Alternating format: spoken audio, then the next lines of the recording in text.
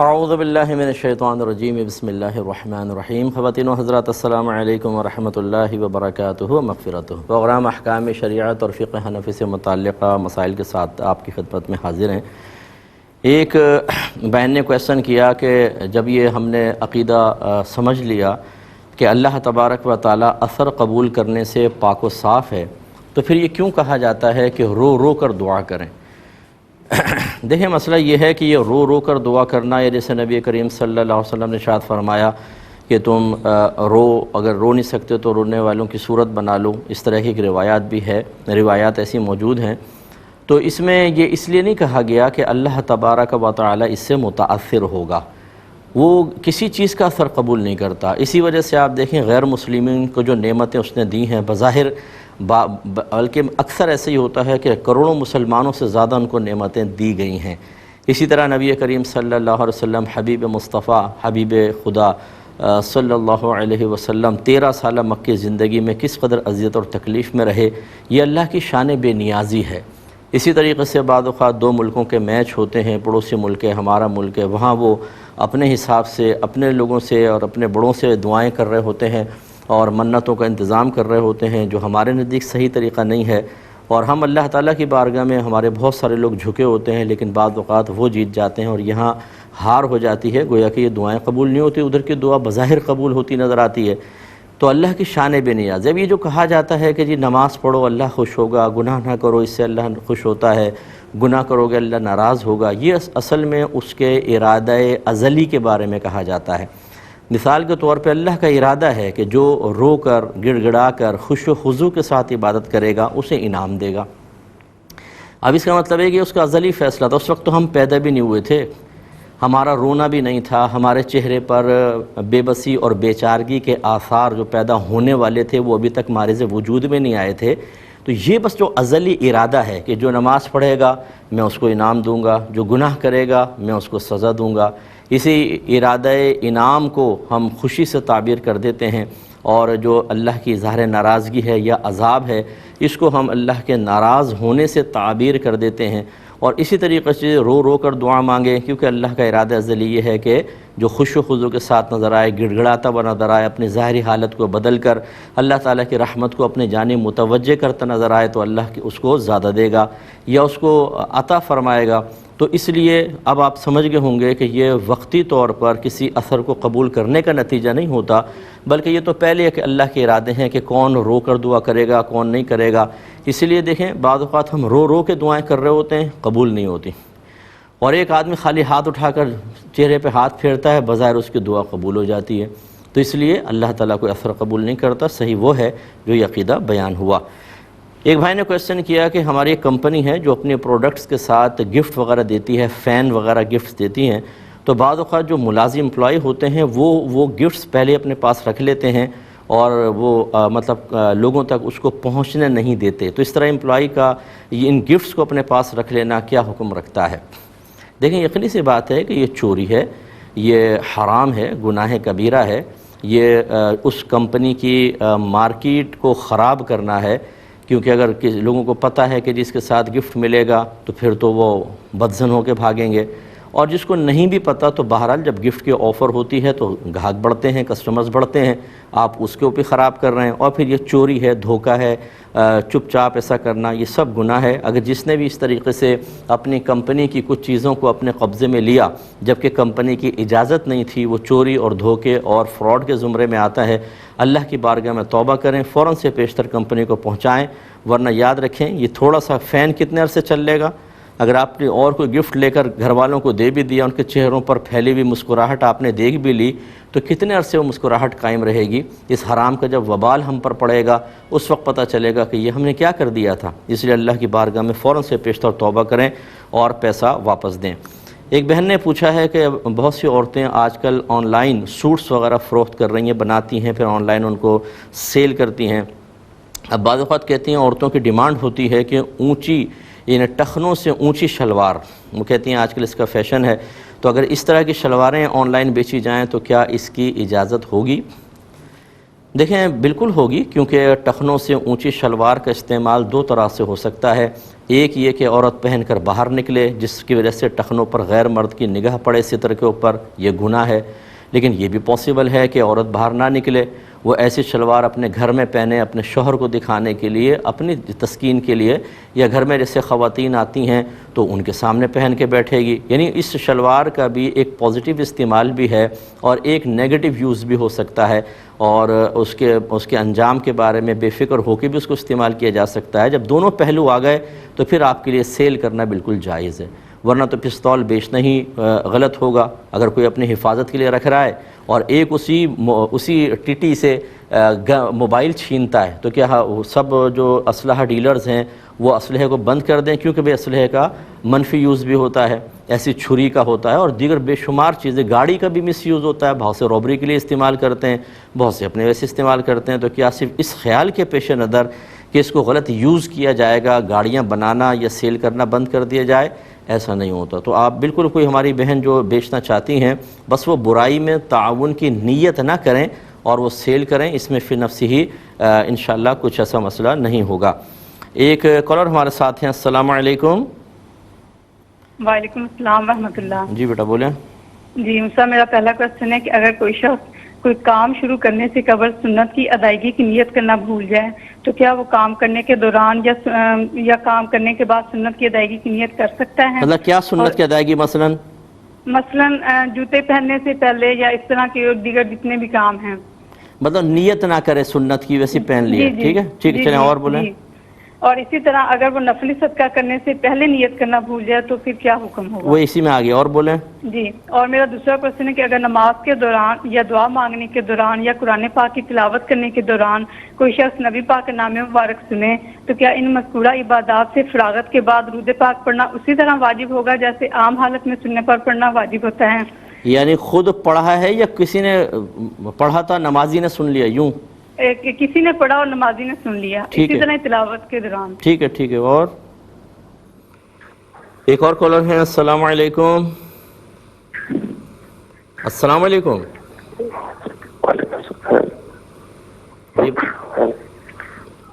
کیا ہو گیا بھائی جان، گلا ٹھیک ہے آپ کا؟ جی بھائی میں لائن سے ہی ہوں۔ ہاں بولیے۔ میرا تو وہی سوال، ایک ہی سوال تھا میرا، وہی شبینہ وغیرہ کر کے جو پیسے لیتے ہیں اجرت جائز ہے یا نہیں؟ شبینہ؟ جی، جیسے شبینہ وغیرہ کرتے ہیں آ کے پیسے کو، اور جیسے قبر پہ آ کے پڑھتے ہیں، گھر میں سورہ بقرہ پڑھتے ہیں، اب کچھ لوگ تو بولتے ہیں آن لائن پیسے ڈال دیں، ہم یہاں سے قرآن بخش دیں گے، تو بس اچھا، یہ بھی آن لائن شروع ہوا، ویری گڈ۔ چلے میں انشاءاللہ بتاتا ہوں۔ ایک یہ کویسچن کیا تھا کہ ایک کالج ہے جو ڈی فارما کی ڈگری ہمیں جاری کر دیتا ہے پیسے لے کر، یعنی یہ اگر آپ کو یہ فارمیسی وغیرہ کھولنی ہو، دوائیں سیل کرنی ہو تو آپ کو ایک لائسنس کی ضرورت ہوتی ہے، ایک ڈگری سرٹیفکیٹ کی ضرورت ہوتی ہے۔ تو یہ پوچھنا چاہ رہے ہیں کہ ایسا سرٹیفکیٹ اگر ہمارے پاس نہیں اور ہم شاپ کھولنا چاہ رہے ہیں تو کیا ہم ایسے کالج سے وہ ڈگری خرید سکتے ہیں؟ وہ کہتے ہیں اگر وہاں سے نہ بھی لینا تب بھی ہم ایسے ہی ہوتا ہے کہ اسٹور کھول لیتے ہیں اور کسی اور کی ڈگری یوز کر رہے ہوتے ہیں، یعنی کوئی اگر چھاپا وغیرہ پڑ جائے تو دوسرے کی ڈگری دکھا کر گزارا کر لیتے ہیں۔ کیا حکم شرع ہوگا؟ دیکھیں، جو اس میں گورنمنٹ کی ریکوائرمنٹ ہے اسے پورا نہ کیے بغیر اس طرح کے اقدامات کرنا یہ بہت غلط ہوتا ہے، اور خصوصاً دواؤں کے سلسلے میں غلط انجیکشن آپ نے دے دیا، غلط دوا دے دی، کسی کی موت ہو گئی، آپ کے اوپر وبال ہوگا، اور باقاعدہ اس کے اوپر قتل کا مقدمہ ہونا چاہیے۔ اگرچہ قتل عمد نہیں ہے لیکن قتل خطا کا تو مقدمہ ہونا چاہیے، اور قتل بالسبب بھی ہو سکتا ہے کہ آپ اس کا سبب بنیں، یہ دیت وغیرہ لازم ہونی چاہیے۔ تو خلاصہ کرام یہ ہے کہ اس طرح کرنا کہ اور ایسے کالج کی بلکہ نشاندہی کر کے ان کو پر چھاپا پڑوانا چاہیے کہ جو اس طرح پیسے لے کے ڈگریاں دے کر لوگوں کی زندگیوں سے کھیل رہے ہیں۔ اس لیے تو ہمارا ملک ترقی نہیں کرتا۔ اگر 4 آدمی اس کی ترقی کے بارے میں سوچتے ہیں تو 400 ان کو گالیاں بک کر اپنے ملک کی جڑیں کھوکھلی کرنے کے لیے تیار ہیں۔ یعنی لوگ تو ہمارے نزدیک جانوروں سے بدتر ہو گئے ہیں کہ کبھی آدمی جانور پہ بھی رحم کر لیتا ہے لیکن انسانوں کے اوپر رحم کرنے کے لیے تیار نہیں۔ ایسے بے رحم لوگوں کے لیے یقیناً سخت قوانین ہونے چاہیے، اور اس طرح جعلی ڈگری دے کر اور لوگوں کی زندگیوں سے کھیلنے والوں کی گرفت ہونی چاہیے۔ تو آپ بہرحال ایسا نہ کریں۔ آپ دیکھیے گورنمنٹ آپ سے کس چیز کی ریکوائرمنٹ کر رہی ہے، اگر کچھ کورسز ہیں, آپ کو کوئی امتحان دینا ہے, اس کے بعد آپ کو ڈگری ملے گی, تو آپ اس پروسیس کے ذریعے ڈگری حاصل کریں. ویسے اگر آپ کر کے کریں گے وہ اللیگل ہوگا, آپ گناہ گار ہوں گے, کیونکہ جو بھی ملکی قانون رفع عامہ کے لیے اور صحیح مصلحت کے تحت بنایا جائے اس کو فالو کرنا واجب ہوتا ہے, اور یہاں یہ واجب ہی ہے. ایک کالر ہمارے ساتھ ہیں. السلام علیکم. وعلیکم السلام مفتی صاحب. جی بھائی. صلاۃ تسبیح پڑھنے کا کون سا طریقہ ہے؟ 2-3 طریقوں سے پڑھتے ہیں, اور جو کہتے کچھ لوگ کہتے ہیں یہ بدعت ہے. ٹھیک ہے. اور صبح نماز فجر ادا کرنے کے بعد سورج نکلنے تک مسجد میں بیٹھنے سے کیا عمرہ اور حج کا ثواب ملتا ہے؟ ٹھیک ہے. اور ایک اور کالر ہیں. السلام علیکم. السلام علیکم مفتی صاحب. جی وعلیکم السلام. میرا یہ سوال ہے آپ سے کہ میرا پہلا سوال یہ ہے کہ قسم کا کیا کفارہ ہے, اور سیکنڈ کوشچن یہ ہے کہ ایک شخص نے نا 4 رکعت کے لیے نیت باندھی, لیکن وہ نا پھر 5ویں رکعت کے لیے کھڑا ہو گیا, تو نا چوتھی میں بیٹھے تھے یا بس ویسے کھڑے ہو گئے بغیر اتحیات پڑھے؟ نہیں بیٹھے تھے, پھر وہ 5ویں کے لیے کھڑے ہو گئے. ٹھیک ہے. تو سبحان اللہ کی 3 سبحان اللہ کی مقدار سے پہلے وہ بیٹھ گئے, تب کیا سجدہ سب کرنا ہوگا یا نماز ہو گئی؟ ٹھیک ہے. اور ٹھیک ہے, میں بتاتا ہوں انشاءاللہ. ایک اور یہ کویسچن تھا کہ ایک بہن نے کویسچن کیا کہ ہماری جوائنٹ فیملی ہے, دیور بھی ہیں, جیٹھ بھی ہیں, اور ہماری دیگر جو دیورانی جٹھانیاں ہیں وہ نقاب وغیرہ گھر میں نہیں کرتی ہیں. تو اب میں مطلب یہ نہیں گئی ہوں گی اس گھر کے اندر, تو کہتی ہیں کہ کیا میں ان کے سامنے بھی نقاب کروں یا کم از کم مجھے چہرہ کھولنے کی اجازت ہوگی؟ دیکھیں, آپ کے لیے افضل اور اولیٰ صورت تو یہی ہے کہ اگر گھر والے بدظن نہیں ہوتے, گھر کا ماحول خراب نہیں ہوتا, کوئی فتنہ فساد نہیں ہوتا, تو پھر آپ اپنے ادھر ان کے سامنے بھی نقاب کریں, اور حتی الامکان اپنے آپ کو بالکل کورڈ رکھنا ہی چاہیے, آپ ان کے سامنے بھی ایسے ہی رہیں. لیکن اگر ماحول ایسا ہے کہ آپ اگر نقاب کی طرف آتی ہیں, میں نقاب کی بات کر رہا ہوں, تو گھر کا ماحول خراب ہوتا ہے, شوہر بھی بدظن ہوتا ہے, اور گھر کا مطلب دیگر افراد بھی, کیونکہ دیگر دیورانی جٹھانی آپ کی نقاب نہیں کر رہی ہیں, وہ بھی بدظن ہو رہے ہیں. تو ایسی صورت میں اسکارف وغیرہ آپ پورا لیں, اور کوئی ایسا کپڑا بنا لیں جیسے نماز پہننے کے لیے ہوتا ہے کہ کافی نیچے تک وہ کپڑا جا رہا ہو, پورے جسم کو کور بھی کر لے, چہرہ آپ کھول سکتی ہیں. کیونکہ نقاب کا معاملہ یہ فقہا نے تغیر زمانہ کے اعتبار سے, فتن زمانہ کے اعتبار سے اس کا حکم ارشاد فرمایا, جبکہ نبی کریم صلی اللہ علیہ وسلم نے اس وقت کے ماحول کے اعتبار سے عورت کو چہرہ کھولنے کی اجازت مرحمت فرمائی تھی. تو اس قسم کی جب کوئی صورتحال ہوتی ہے کہ فتنے کا اندیشہ ہو تو اجازت مل سکتی ہے. اب آپ دیکھ لیں آپ کی صورتحال کیا ہے. ایک مختصر سے بریک لیں گے, ہمیں یقین ہے آپ ہمارے ساتھ ہی رہیں گے. الرحمن الرحیم. پہلے 2 کالز لیتے ہیں. السلام علیکم. السلام علیکم. السلام علیکم. وعلیکم السلام. جی بھائی جان بولیے. مفتی صاحب کیسے ہیں آپ؟ خیریت سے؟ جی سوال پر آئیے جلدی سے. اچھا مفتی صاحب, میں نے ایک سوال کرنا تھا کہ ایک جو قربانی کے لحاظ سے سوال ہے کہ ایک قربانی کا جانور ہوتا ہے جس کی بڑی کوہان ہوتی ہے, ٹھیک ہے, یہ قدرتی طور پہ پیدا ہوتا ہے, اور ایک جانور جس کی چھوٹی کوہان ہوتی ہے وہ ٹیسٹ ٹیوب ہوتا ہے, اس میں انسان مداخلت کرتا ہے, تو کیا اس کی قربانی جائز ہے اگر آپ کو پتہ ہو کہ یہ ٹیسٹ ٹیوب طریقے سے پیدا ہوا ہے, اوریجنل بریڈ نہیں ہے؟ ایک سوال یہ ہے. اور دوسرا سوال مجھے یہ بتا دیں کہ مطلب تھوڑی سی فیملی میں مطلب اس طرح کی پرابلم چل رہی ہے کہ مطلب فیملی والے کہتے ہیں کہ آپ الگ ہو جائیں, اگر اپنی وائف کو لے کے الگ ہونا چاہتے ہیں, تو میرے لیے کیا شرعی حکم ہے کہ مطلب والدین کو چھوڑ کے بیوی کو لے کے الگ ہوا جا سکتا ہے؟ غلطی کس کی ہے, وائف کی ہے کہ ماں باپ کی ہے؟ نہیں, اللہ کا شکر ہے وائف تو اپنا 100% دے رہی ہے, وہ ان کا کوئی مسئلہ نہیں ہے. اکثر وائف ٹھیک ہوتی ہے, امی کا دماغ ذرا تھوڑا ادھر ادھر ہو جاتا ہے, ایسے ہی ہوتا ہے ویسے شادی کے بعد. گھر والے فرق کرتے ہیں, پورے گھر والے فرق کرتے ہیں, بس کوئی بھی بات ہو تو کہتے ہیں آپ الگ ہو جاؤ, آپ الگ ہو جاؤ. چلیں میں بتاتا ہوں انشاءاللہ بتاتا ہوں. ایک اور کالر ہے. السلام علیکم. السلام علیکم مفتی صاحب. جی مفتی صاحب, میرا پہلا سوال یہ ہے کہ جیسے بعض لوگ آج کل یہ کام بھی کر رہے ہیں کہ مختلف ویب سائٹ سے اشتہار وغیرہ اٹھا کے اپنے سوشل میڈیا پر اپلوڈ کرتے ہیں, پھر اس کلک سے جو بھی خریدتا ہے تو ان کو بھی کمیشن ملتا ہے جو ڈالتے ہیں. آئٹم اگر بالکل جائز ہو لیکن اس میں میوزک وغیرہ ہو تو اس کا حکم بتا دیں. ٹھیک ہے. اور اچھا, دوسرا سوال یہ ہے کہ جیسے دنیا میں کہیں بھی سورج گرہن یا چاند گرہن ہو لیکن اس جگہ نہ ہو جہاں کوئی رہتا ہو, مطلب جیسے لوگ پاکستان میں جیسا اگر نہیں ہو رہا لیکن یہاں کے رہنے والے بھی دوسری جگہوں کے مطابق عبادت اختیار کریں چاند گرہن سورج گرہن کی, تو اس کا حکم بتا دیں. اور دوسرا یہ ہے کہ جیسے بعض لوگ توہم پر بہت زیادہ ہوتے ہیں، لیکن اگر وہ بندہ نہ ہو، جیسے کوئی خاتون ہے وہ نہ ہو، پریگننٹ ہو، لیکن وہ توہم پرست نہ ہو، ان کے گھر والے ہوں، تو کیا وہ ان کا لحاظ کر کے اس کا خیال کر سکتی ہیں سورج دن چاند میں؟ ٹھیک ہے، اور بس شکریہ، السلام علیکم۔ وعلیکم السلام۔ ایک کویسچن یہ کیا تھا کہ کیا کام شروع کرنے سے پہلے اگر وہ سنت کے مطابق کام ہے تو کیا یہ نیت کرنی ہوگی کہ میں سنت ادا کر رہا ہوں؟ تو جو بالکل نیت سے ہی ایک عمل جو ہے وہ پہلے تو عبادت بنتا ہے اور دوسرا اس کی حیثیت متعین ہوتی ہے۔ اس لیے نماز اگر آپ فرض ادا کرتے ہیں تو آپ کو فرض کی نیت کرنی ہوتی ہے، واجب ہے تو واجب، نفل ہے تو نفل۔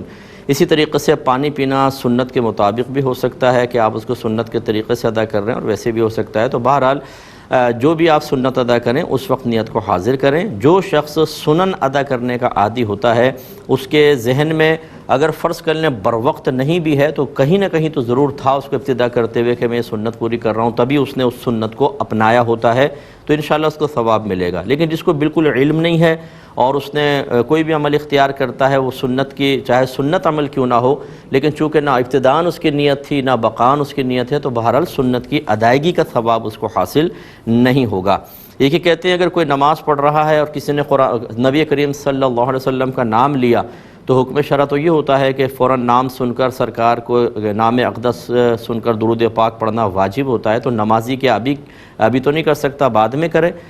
تو دیکھیں بعد میں بھی واجب نہیں ہے، اصل میں اس پہ اس وقت متوجہ ہوا شرعی حکم، لیکن شرعی عذر تھا تو بعد میں کرنا کوئی واجب نہیں تھا، بعد میں اس کے لیے مستحب ہو جاتا ہے۔ اگر وہ نماز ختم کر کے اس جو نام اقدس سنا تھا اس کے جواب میں درود پڑھنا چاہے تو فقط مستحب ہے۔ مستحب کا مطلب نہیں بھی پڑھے تو گناہ گار نہیں، لیکن پڑھے گا تو ثواب ملے گا، تو اب واجب نہیں۔ اسی طرح تلاوت قرآن کا بھی یہی حکم ہے، اگر دعا مانگ رہا ہے اس کا بھی یہ حکم ہے کہ دعا میں، ویسے تو دعا میں کرنے تو حرج نہیں ہے کہ تلاوت قرآن میں تو مناسب نہیں تھا کہ روک کر، لیکن دعا مانگ رہے ہیں اور کسی نے اگر سرکار کا نام لیا صلی اللہ علیہ وسلم کہہ دیں، اس میں دعا میں ہی برکت پیدا ہوگی تو دعا میں کوئی مسئلہ نہیں ہے، باقی دو کے اندر تو بعد میں آپ کریں، یہی مستحب ہے، اور نہیں بھی کیا تو گناہ گار نہیں ہوں گے۔ یہ کہتے ہیں کہ بعض لوگ شبینہ پڑھنے کی اجرت لیتے ہیں، کیا حکم شرع ہے؟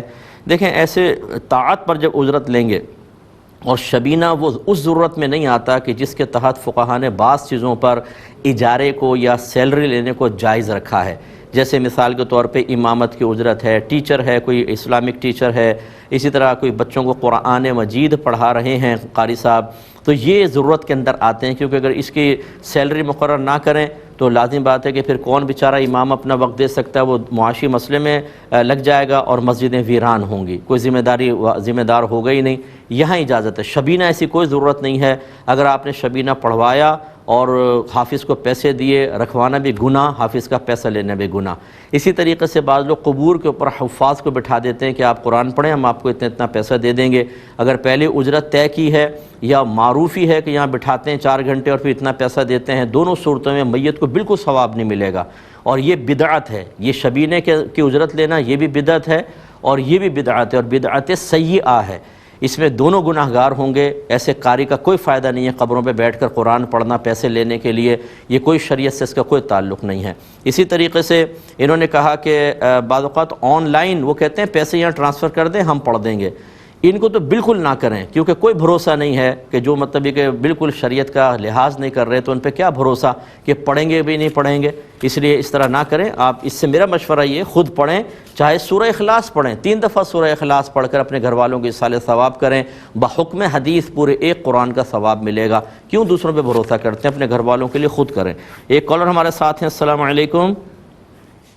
السلام علیکم مفتی صاحب۔ جی وعلیکم السلام۔ سر میرا یہ کویشچن ہے کہ اللہ تعالیٰ ہر ایپ سے پاک ہے، جی تفسیر بتا دیں۔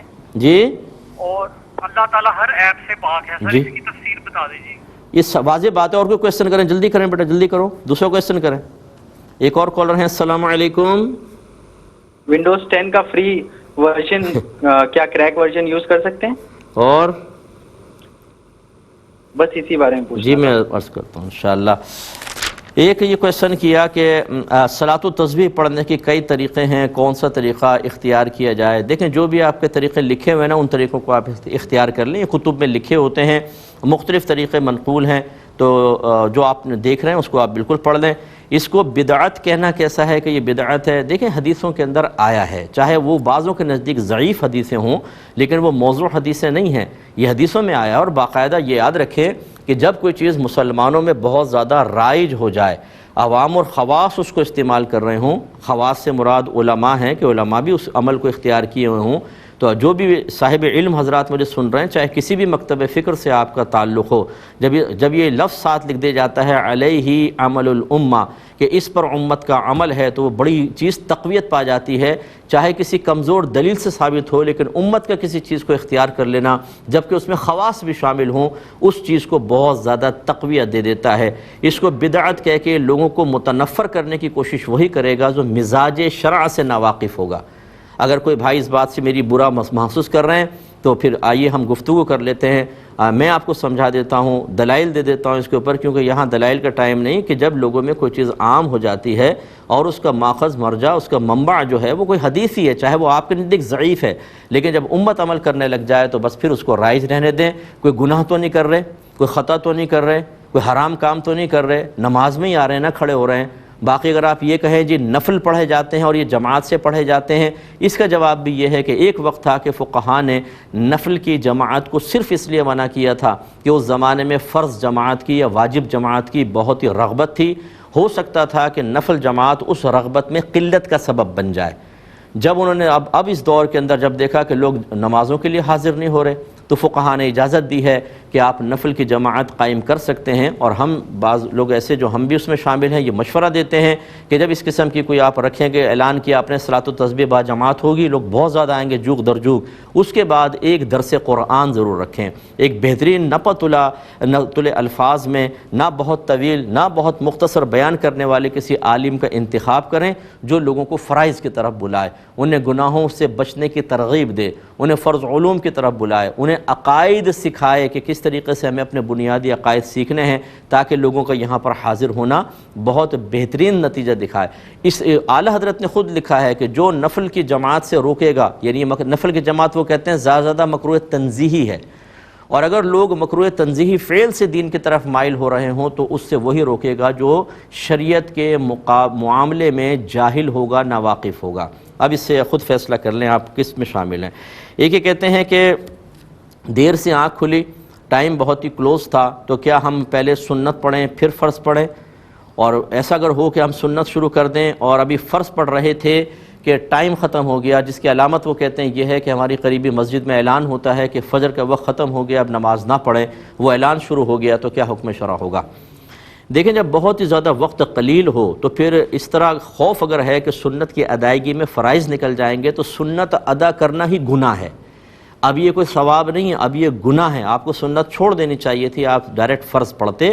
اس کے بعد جب سورج طلوع ہو جاتا تو اگر آپ چاہیں تو سنت فجر کی قضا پڑھ لیں تو وہ کر لیتے آپ، ورنہ نہ بھی پڑھتے تو بہرحال امام اعظم ابو حنیفہ رضی اللہ تعالی عنہ کے نزدیک کسی بھی قسم کی سنت کی قضا لازم نہیں ہوتی ہے۔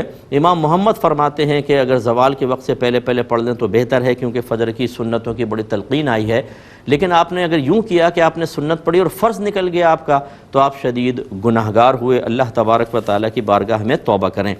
یہ بچی نے پوچھا ہے کہ قسم کا کیا کفارہ ہے؟ دیکھیں پہلے تو بات اچھی طرح یاد رکھیں کہ زمانہ مستقبل کے سلسلے میں جو آپ نے قسم کھائی اور پھر اس قسم میں جو بات آپ نے ذکر کی اس کے خلاف آپ کام کر لیں تب آپ پر کفارہ لازم ہوگا۔ ماضی کی قسموں پہ کفارہ نہیں ہوتا۔ مثلا آپ نے کہا خدا کی قسم میں فلاں سے نہیں ملوں گی، پھر آپ مل لیں تو پھر آپ پہ کفارہ لازم ہوگا۔ اس کی میں یا تو ایک غلام آزاد کریں یا 10 مساکین کو پیٹ بھر کر 2 ٹائم کھانا کھلا دیں، جو بہت مشکل ہے کہ وہ مساکین دونوں ٹائم، ایک ہی مسکین کو صبح کھلانا ہے ایک کو شام کو کھلانا ہے، بڑا مشکل ہے کہ ایک ہی آدمی کو صبح شام پکڑیں، تو اس لیے آپ 1000 یعنی سمجھ لیں 1000 کر لیں، 100 روپے مطلب 2 وقت کے کھانے کے 100 روپے شرعی لحاظ سے تقریباً بنتے ہیں، تو 1000 روپے اگر آپ صدقہ کر دیں گی تو پھر آپ کی قسم کا کفارہ ہو جائے گا۔ اور اگر کھانا نہ کھلائیں تو 10 مساکین کو یا 10 غریب اوسط درجے کا کپڑا غریبوں کو پہنا دیں تو پھر بھی ہو جائے گا جو آپ اوسط درجے کا پہنتے ہیں، لیکن یہ سب سے ایزی قیمت کے ذریعے دینا ہوتا ہے۔ فقہاء نے اس کی آسانی کے لیے اجازت دی ہے، 1000 روپے تقریباً صدقہ کر دیں یا 1200 250 کر لیں کہ آج کل تھوڑی سی مہنگائی ہو گئی ہے تو یہ کافی ہوگا۔ یہ کہتی ہیں کہ 4 رکعت نماز پڑھ رہے تھے، چوتھی میں بیٹھے اتحیات پڑھی 5ویں کے لیے غلطی کھڑے ہو گئے اور اس سے پہلے کہ 3 مرتبہ سبحان اللہ کی مقدار ہوتی وہ فوراً بیٹھ گئے، کیا حکم شرع ہوگا؟ دیکھیں اس پہ سجدہ صحف تو ہے، لیکن مسئلہ یہ ہوتا ہے کہ اس میں یہ 3 بار سبحان اللہ کا مسئلہ نہیں ہوتا، اس میں یہ ہوتا ہے کہ اگر چوتھی کے بعد آپ کو بیٹھنا تھا لیکن آپ کھڑے ہو گئے تو دیکھیں گے یہ کہ وہ یاد کہاں آیا ہے۔ اگر بیٹھنے کے زیادہ قریب ہیں تو بیٹھ جائیں، اور اگر کھڑے ہونے کے زیادہ قریب ہیں جیسے آپ نے کہا وہ تو کھڑے ہو گئے تو پھر نہ بیٹھیں، بلکہ اس رکعت کو پورا کریں، اس کے بعد ایک اور رکعت اس کا ساتھ شامل کر کے آخر میں سجدہ صحف کر لیتے تو اس میں بہت بہتر تھا کہ یہ 2 رکعت نفل ہو جاتی۔ لیکن عصر میں ایسا نہیں کریں گے، اگر عصر ہو تو چونکہ اس کے فرائض کے بعد نوافل پڑھنا منع ہے، اس میں اگر آپ کھڑے ہو گئے تو پھر آپ بیٹھ ہی جائیں اور سجدہ صحف کر لیں۔ لیکن نفل کے اس کے عصر کے علاوہ جیسے عشاء کے 4 فرض پڑھ رہے تھے، ظہر کے 4 فرض، تو پھر جو 5ویں کے لیے کھڑے ہو گئے جبکہ چوتھی میں اتحیات میں بیٹھے تھے اس لیے میں نے پوچھا تھا، تو 5ویں کو پھر کمپلیٹ کریں، 6ٹھی کمپلیٹ کریں، پھر سجدہ صحف کر کے سلام پھیریں، پہلے 4 فرض ہو جائیں گے، آخری 2 نفل میں شمار ہوں گے۔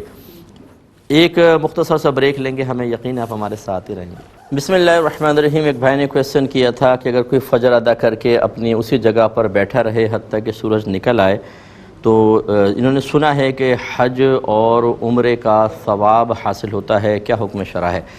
تو جی بالکل، بعض حدیثوں میں ایسا ہے کہ اس طرح کی فضیلتیں ذکر کی گئی ہیں، تو لیکن اس میں ضروری ہے کہ آپ فجر پڑھنے کے بعد اسی جگہ بیٹھیں اور وضو نہ ٹوٹے، یہ بعض حدیثوں میں اس کی قید بھی ہے، تو اسی جگہ بیٹھے رہیں اور ذکر الہی کرتے رہیں حتیٰ کہ سورج طلوع کرائے، یا قرآن پاک کی تلاوت کرتے رہیں حتیٰ کہ سورج نکل آئے، تو یہ ثواب حاصل ہو جائے گا۔ ایک یہ کویسچن کیا کہ بعض جانور جو ہوتے ہیں ہم قربانی کے لاتے ہیں، ان کے قدرتی کوہان سے نکلا ہوتا ہے، بڑا کوہان ہوتا ہے، اور بعض چھوٹے کوہان والے ہوتے ہیں، ان کا کوئی ایسا ان کو تجربہ ہوا ہے یا کسی نے اطلاع دی کہ ایسے جو ہیں وہ ٹیسٹ ٹیوب بیبی کے ذریعے تیار کیے جاتے ہیں، یعنی اسپرم نر کا لے کر پھر مادہ کے ایگ کے ساتھ ملا کر اس کو فیمیل کے رحم میں رکھ دیا جاتا ہے اور اس سے ایک بچہ پیدا ہوتا ہے، کیا حکم شرع ہے؟ یہ اس کی قربانی شرعاً جائز ہے یا نہیں ہے؟ دیکھیں بالکل جائز ہے، جب دونوں چیزیں حلال کی ہوں تو بالکل حلال ہوگا۔ اگر فرض کر لیں خدا نخواستہ کوئی حرام جانور کا لے کر اسپرم اور وہ اس کو ایگ کو ملا کر پھر کوئی بچہ پیدا ہو تو یقیناً وہ تو حرام کی آمیزش کی وجہ سے اب جائز نہیں ہوگا کھانا، لیکن اگر حلال ہیں دونوں جانور، جیسے بیل کا لے لیا اور ویسے مطلب حمل نہیں ٹھہر رہا تو اس مصنوعی طریقے سے، تو بہرحال جو بچہ پیدا ہوگا اس میں اجزاء تو حلال جانوروں کے ہیں، اور ان میں تو نکاح کا کوئی تصور ہی نہیں ہوتا کہ جی اصل میں پہلے نکاح ہوا تھا کہ نہیں ہوا تھا، تو اس لیے بہرحال وہ بالکل شرعاً جائز ہے، آپ اس کی قربانی کر سکتے ہیں۔ اور یہ کہتے ہیں کہ کیا اس کا کوئی ایسی علامت ہے کہ جس سے معلوم ہو جائے کہ یہ ویسا ہے یہ ایسا ہے؟ تو بیٹا ایسا تو کوئی بظاہر تو نہیں ہے، شاید اس کے کوئی ماہرین آپ کو بتا سکیں، لیکن ایسا ہوتا نہیں ہے۔ جو بھی جانور پیدا ہوتا ہے وہ چونکہ دونوں کے اجزاء سے ہی پیدا ہوتا ہے، اور اس سے اجزاء سے جیسے نارمل طریقے سے بچہ پیدا ہوتا ہے ویسے ہی ہوتا ہے، جیسے انسانوں کے بچے آپ دیکھیں، بعض ٹیسٹ ٹیوب بیبی سے جب بچے پیدا ہوتے ہیں بالکل ویسے ہی ہوتے ہیں جیسے انسان ہوتا ہے، ان میں کوئی الگ علامات ہماری نالج کے مطابق نہیں ہوگی۔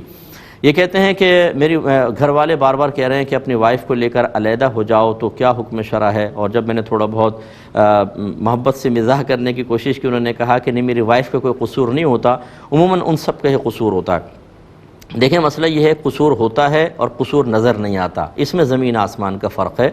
اگر آپ کی وائف بھی سن رہی ہیں تو بہن بھی برا نہ مانے، اس کا مطلب یہ نہیں ہے کہ میں آپ کی وائف کو برا کہہ رہا ہوں، لیکن ایسا ہوتا ہے۔ خواتین کا مسئلہ یہ ہوتا ہے کہ نہ ماں آپ کو کبھی حقیقت بتائے گی اور نہ زوجہ کبھی آپ کو حقیقت بتائیں گی، اپنا قصور کبھی کوئی بتاتا ہے، اور یقینی سی بات ہے کہ 24 آورز تو آپ وہاں پر نہیں بیٹھتے، یقیناً کچھ امی کی سنیں گے، کچھ وائف کی سنیں گے، جو آپ کی غیر موجودگی میں معاملات ہوئے ان کے بارے میں بتایا جائے گا۔ اگر آپ کا جذباتی لگاؤ ماں کی طرف زیادہ ہے تو بیوی قصوروار نظر آئے گی، اور اگر آپ زوجہ کے زلفوں کے اسیر ہو چکے ہیں تو ماں کے احسانات فراموش کرنا آپ کے لیے بے حد آسان ہو جائے گا۔ اسی لیے ہم یہی مشورہ دیتے ہیں کہ بالکل بیلنس قائم کریں۔ ہاں اگر آپ یہ سمجھتے ہیں کہ اس گھر میں رہنا اب مطلب مناسب نہیں ہے، کہ اب نفاق کے ذریعے رہ رہے ہیں، دلوں میں نفرتیں ہیں، بظاہر امی جی کر رہی ہیں بہو، اور ساس صاحبہ مہمانوں کے سامنے بیٹی بیٹی کہہ رہی ہیں، لیکن دل میں یہ ہے کہ ابھی اگر اجازت ہوتی قانون کی اور شریعت کی تو اس کے چھری مار کے گلا کاٹ دیتی۔ اس طرح کی نفرت دل میں رکھ کر خواہ مخواہ اس طرح کرنا، اور پھر روزانہ ایک نیا جھگڑا، ساتھ رہ نہیں پا رہے، تو پھر علیحدہ ہونے میں شرعاً کوئی حرج نہیں ہے. لیکن میرا مشورہ یہ ہے کہ اس طرح جھگڑا کر کے نہ نکلیں, اس کے بعد آپ دوبارہ آ نہیں سکیں گے. یہ میرا بالکل تجربہ کیا مطلب یہ کہ مشاہدہ کہہ لیں, تجربہ تو اللہ کا بڑا کرم ایسا نہیں ہے, مشاہدہ کہ آپ ایک دفعہ جھگڑا کر کے نکلے, دوبارہ آنے کو دل نہیں چاہے گا, نہ گھر والے آپ کو اسی طرح آپ سے بات کریں گے, پھر فاصلے پیدا ہوں گے, کئی سال گزر جائیں گے, آپ گھر تک نہیں پہنچیں گے, یا پہنچیں گے تو روڈلی رویے اور ختم. سب سے پہلے حالات کو اچھا کریں, پیار محبت کا ماحول بنائیں, گھر والوں کے لیے گفٹ لائیں, امی کی خدمت کریں, زوجہ کو بھی راضی کریں کہ ہم علیحدہ ہوں گے, لیکن اس طرح نہیں, جھگڑا کر کے نہیں, پیار محبت سے. جب خوشگوار ماحول ہو پھر اجازت لے کر آپ علیحدہ ہوں, اور ویکلی پھر آپ آ کر کم از کم ویکلی اپنی والدہ سے, گھر والوں سے ملیں, تحفے تحائف کا سلسلہ جاری رکھیں. کیونکہ اگر ابھی ایسا جھگڑا کر کے آپ نکلیں گے, یہ آپ کو قطع رحمی اور قطع تعلقی کی طرف لے کر جائے گا, جو حرام اور گناہ کبیرہ ہے. اور خوشگوار موڈ میں باہر نکلیں گے اور بعد میں ملتے رہیں گے تو یہ صلہ رحمی منقطع نہیں ہوئی ہے, آپ انشاءاللہ گناہگار نہیں ہوں گے. اپنی وائف کو اس سے راضی کریں, اور ایک ذہن کے گوشے میں رکھیں, آج جو آپ اپنے گھر والوں کے ساتھ کرنے والے ہیں, کل یہ آپ کی فیملی کے ساتھ بھی شاید یہ کہانی ہوگی. جب آپ کا بیٹا ہوگا, اس کی بہو آئے گی اور آپ کی زوجہ اس سے کچھ ڈانٹیں گی, کچھ کریں گی, اور آپ کی جو بہو ہے وہ آپ کے بیٹے کو کہے گی کہ علیحدہ ہو جاؤ, اس وقت کی تکلیف کے لیے بھی آپ تیار رہیے گا کہ یہ عنقریب یہ تکلیف آپ کو بھی شاید محسوس ہوگی. اس کو بھی ذہن میں رکھیں, شاید فیصلہ کرنے میں آپ کے لیے آسانی ہوگی. یہ سسٹر نے کہا کہ بعض اوقات ایسا ہوتا ہے کہ یہ کہا جاتا ہے ویب سائٹ پر ایڈز کو کلک کریں تو آپ کو پیسے وغیرہ دیے جائیں گے, لیکن اس میں ہوتا یہ ہے کہ میوزک وغیرہ چل رہا ہوتا ہے, دیگر چیزیں ہوتی ہیں, کیا حکم شرع ہوگا؟ دیکھیں, مناظر ناجائز قسم کے نہیں ہونے چاہیے. تھوڑا بہت میوزک تو ہر جگہ ہوتا ہے. آپ مارکیٹس میں جاتے ہیں, وہاں پرچیزنگ کر رہے ہیں, دکان کے اندر میوزک چل رہا ہوتا ہے, مارکیٹ کے اندر چل رہا ہوتا ہے. آپ اپنے جہاز میں بیٹھتے ہیں, ہوائی جہاز کے اندر, وہاں پہلے میوزک چل رہا ہوتا ہے. کہاں میوزک ہے؟ تو میوزک اصل میں آپ کا اصل مقصود نہیں ہے. آپ کا اصل مقصود ہے ایک محنت پر اجرت حاصل کرنا. وہ محنت چاہے بہت آسان ہے, کلکنگ کے ذریعے ہے, لیکن بہرحال آپ کو ٹائم دینا پڑتا ہے, اور اس کی اگر اجرت انہوں نے طے کی ہے پرسنٹ کے اندر یا پیسوں کے ذریعے کہ اتنے کلک کریں گے تو اتنے ڈالر آپ کو مل جائیں گے. کام جائز ہونا چاہیے. تھوڑا بہت میوزک ہو جائے گا, میوزک کے لیے آپ کان بند کر لیں, آواز میوٹ کر دیں اور خالی کلکنگ کرتے رہیں, اور تو آپ کو انشاءاللہ اس کا جو پیسہ حاصل ہوگا وہ شرعاً جائز ہوگا. یہ کہتے ہیں کہ اگر سورج گرہن یا چاند گرہن کسی اور کنٹری میں ہو, ہمارے ملک میں نہیں ہے, لیکن جیسے سورج گرہن کی نماز ادا کرتے ہیں, تو کیا ہم ادھر کا لحاظ کر کے اپنے ملک میں نماز ادا کر سکتے ہیں؟ دیکھیں, یہ کوئی سنت سے ثابت نہیں ہے. اس طرح کے ایجادات کرنا اپنے, چاہے آپ کا جذبہ عبادت کا ہو, اچھا ہو, لیکن اسی سے دین کے اندر اضافے پیدا ہوتے ہیں.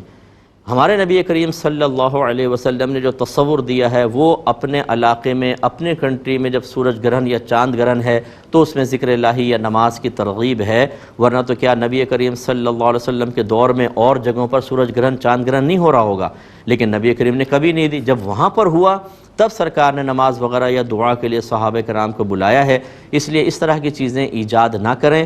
آپ چلے جائیں گے, آپ کی نسلوں کو پتہ نہیں ہوگا کہ کیوں یہ ایجاد کیا ہے, اور وہ انہی کے اندر مشغول ہو جائیں گے. پھر ہمارے ہاں پھلجھڑیاں لگانے میں تو بہت ہی لوگ ماہر ہیں, اس کے اندر پھر اور چیزیں ہو جائیں گی, اور اصل دین جو ہے وہ بالکل کہیں بہت پیچھے رہ جاتا ہے. اور ہماری ایجادات اس اصل دین کی جگہ لے کر لوگوں کو رہنمائی فراہم کرنے کی کوشش کر رہی ہوتی ہیں, حالانکہ یہ رہنمائی نہیں ہے, یہ سراسر گمراہی ہے. اس لیے آپ کم از کم اس سے دور رہیں. یہ کہتے ہیں کہ اگر کوئی خاتون توہم پرست نہیں ہے, ان کے حمل ٹھہرا, اور جیسے افواہ ہے کہ جی سورج گرہن چاند گرہن کے اندر عورت لوہے کو ہاتھ لگا لے تو بچہ جو ہے وہ عیب دار پیدا ہوگا, وہ بالکل اس کی پرواہ نہیں کرتی ہیں. لیکن گھر والے ایسے ہیں کہ جو توہم پرست ہیں, تو کیا عورت ان کا لحاظ کر کے لوہے کو وغیرہ کو ٹچ کرنے سے یا سورج گرہن میں باہر نکلنے سے اجتناب کر سکتی ہے؟ تو جو بالکل کر سکتی ہے, لوگوں کی عقول کے مطابق ہی معاملات کریں, یہ بہت اچھا ہے. اگر ہماری بہن توہم پرست نہیں ہیں اور فرض کر لیں لوہے کو ہاتھ لگایا, اور فرض کر لیں کہ اللہ تبارک و تعالیٰ کے فیصلہ ازلی کے تحت, اس کے تحت نہیں, فیصلہ ازلی کے تحت بچہ عیب دار پیدا ہو گیا, تو پوری زندگی جہلا جو ہیں وہ آپ کو تانے دیتے رہیں گے, دیکھا ہم نے منع کیا تھا نا, نہ کرو. لوگوں کے صحیح مشہور ہوتا ہے, لوگ صحیح کہتے ہیں, یعنی دین غلط کہتا ہے, آپ کے نبی کچھ بیان فرمائیں اس کی پرواہ نہیں, لوگوں نے کہا. ہم یعنی اللہ کی رضا کی خاطر تکلیف, اذیت یا کوئی اپنے لیے نقص برداشت کرنے کے لیے تیار نہیں ہوتے ہیں, فوراً دین سے بدزن ہو جاتے ہیں. جب اس قسم کی صورتحال ہو تو اس قسم کے معاملات میں اس جانب کو اختیار کرنا جہاں اکثر لوگ جا رہے ہیں، اس میں حرج نہیں ہے۔ عقیدہ ٹھیک رکھیں، نظریہ ٹھیک رکھیں، صرف ان کو بدزن دین سے بدزن ہونے سے بچانے کے لیے اگر ہماری بہن اجتناب کریں تو اس میں شرعاً کوئی حرج نہیں ہے۔ یہ کہتے ہیں ونڈوز 10 کا یہ کریک ورژن جو ہے اس کو استعمال کرنا کیسا ہے؟ دیکھیں یہ ویسے تو اللیگل ہوتا ہے کہ آپ اس کا لاک توڑ دیتے ہیں اور پھر 25,000 کا سافٹ ویئر ہمارے یہاں مارکیٹ میں 25 روپے کا بک رہا ہوتا ہے۔ اتنے ماہر ہیں ہمارے یہاں پر کام کرنے والے۔ میں تو اکثر مشورہ دیتا ہوں، خدارہ پاکستانی بچوں سے میں کہتا ہوں کہ اپنے ذہن کو تخریب کے بجائے تعمیر میں لگائیں تو پاکستان کہیں سے کہیں نکل جائے گا۔ لیکن ہم لوگ سب ایسا نہیں کرتے، لیکن بہرحال بہت زیادہ تخریب کاری ہے۔ خلاصہ کلام یہ ہے کہ بہرحال اس سے اجتناب کرنا بہتر ہے، لیکن اگر آپ کو کہیں ایسا ملتا ہے آپ استعمال کرتے ہیں تو بہرحال گناہگار تو میں نہیں کہوں گا کہ گناہگار ہوں گے، کیونکہ ہمارے یہاں پر کوئی زوال عزت کا معاملہ نہیں ہے۔ لاکھوں لوگ اس طرح کے استعمال کر رہے ہیں اور میرے غالب گمانے کمپنی کو بھی پتہ ہوتا ہے کر رہے ہیں، ان کی شاید ایڈورٹائزمنٹ ہوتی ہے یا شاید ان کو کوئی اور بینیفٹس حاصل ہوتے ہیں، تو وہ کوئی ایسا نہیں ہوتا کہ آپ کو پکڑیں۔ ہاں یہ بعض اوقات مارکیٹس پہ چھاپے پڑتے ہیں FBI وغیرہ کے، کہ جہاں بڑے پیمانے پر اس طرح کے سافٹ ویئرس کو کریک کر کے اور اس کا کمپنی کو نقصان پہنچایا جا رہا ہوتا ہے۔ لیکن انڈیویجولی طور پہ جب آپ یوز کر رہے ہوتے ہیں تو اس میں اتنا کمپنی کا مسئلہ نہیں ہوتا۔ میں آپ کو اجازت نہیں دے رہا ہوں، لیکن میرے خیال میں اس میں رعایت نکلنی چاہیے، میرا اپنا ذہن ہے، تو آپ احتیاط سے استعمال کر سکتے ہیں۔ ایک یہ کہتے ہیں کہ کچھ آف ایئر کویسچن ہے وہ ذرا میں لے لیتا ہوں۔ ایک انہوں نے پوچھا کہ میں نے آبادی سے دور اپنا ایک گھر بنایا، تو ہمارے یہ پنجابی میں انہوں نے کہا کہ ہمارے یہاں پنجابی میں محاورتاً یوں کہا جاتا ہے کہ تو نے تو اللہ کے ناف میں گھر بنا لیا، تو اس طرح یہ جملہ کہنا کیسا ہے؟ دیکھیں محاورات میں اکثر ظاہری الفاظ کا یا اس کے مفہوم کا اعتبار نہیں ہوتا، بلکہ جو ہم ایک اور مفہوم پوشیدہ اس میں ہوتا ہے، جو معنی چیز ہوتی ہے، اس کو مراد لے رہے ہوتے ہیں۔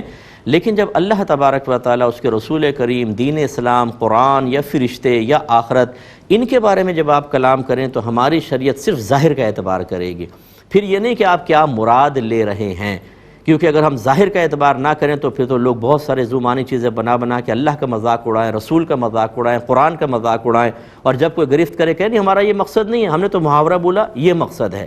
تو اس لیے شریعت ظاہر کا اعتبار کرتے ہوئے حکم لگاتی ہے، یہ ایک تو ان محاوروں کو ختم کریں۔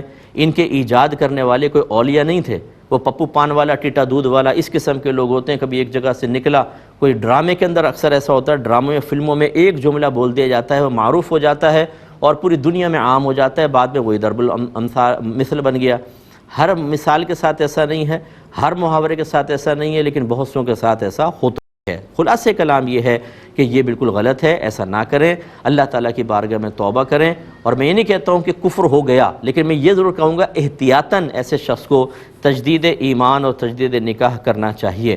ایسے ہی کہتے ہیں میرے ایک دوست تھا، وہ بڑا پریشان تھا، تو ایسے اس کے منہ سے نکلا کہ کیا اللہ تعالیٰ میرا خدا نہیں ہے؟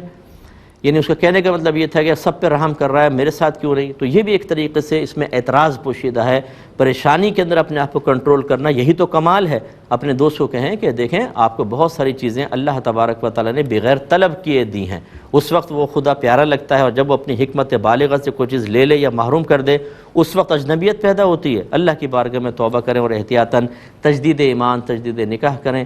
اب ہمارا پروگرام کے وقت تقریباً ختم ہو رہا ہے، انشاءاللہ کل ملاقات ہوگی۔ اپنے میزبان کو QTV کی پوری ٹیم کو اجازت مرحمت فرمائے۔ آپ ہمارے لیے دعا کیجیے، ہم آپ کے لیے دعا گو ہیں کہ اللہ تبارک و تعالیٰ آپ کو اور ہمیں علم دین سیکھنے اور اس کے تقاضے کے مطابق تا حیات عمل کرنے کی توفیق عطا فرمائے۔ آمین۔ وآخر دعوانا ان الحمد للہ رب العالمین۔